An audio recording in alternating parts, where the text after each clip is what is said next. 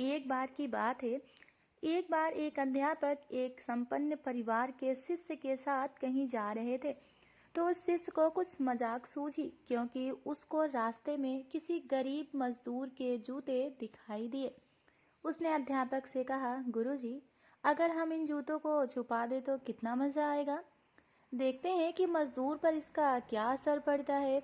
अब उसको तो मजाक सूझ रहा था, लेकिन गुरुजी ने कहा कि नहीं, गरीब इंसान को साथ इस तरह का भद्दा मजाक करना ठीक नहीं है। उसने कहा, क्यों ना हम इन जूतों में कुछ सिक्के डाल दें और देखें कि इसका इस गरीब मजदूर पर क्या प्रभाव पड़ता है। उन्होंने ऐसा ही किया। जैसे ही मजदूर अपना काम करके लौटा और उसने एक पाँव अपने जूते में डाला तो उसको कुछ कठोर सा महसूस हुआ। उसने अंदर हाथ डाला तो उसको कुछ सिक्के दिखाई दिए। वह थोड़ा आश्चर्य में पड़ गया। आसपास किसी को देखा तो कोई दिखाई नहीं दिया।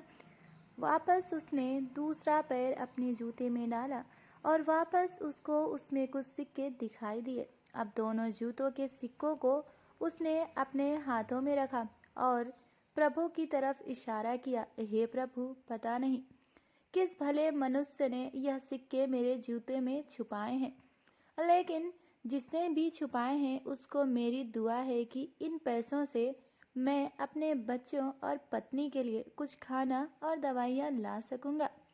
और इतना बोलकर वह चला गया। इस बात को शिष्य और अध्यापक दोनों सुन रहे थे। अब अध्यापक ने शिष्य से पूछा कि अब तुम मुझे बताओ कि तुम्हें कैसा महसूस हुआ, तुम्हारी पहले वाली मजाक या मेरा यह तरीका। गुरुजी की कहा, मैं आपसे क्षमा मांगता हूँ। अब मुझे समझ आया है कि सच्ची खुशी किस चीज़ में है।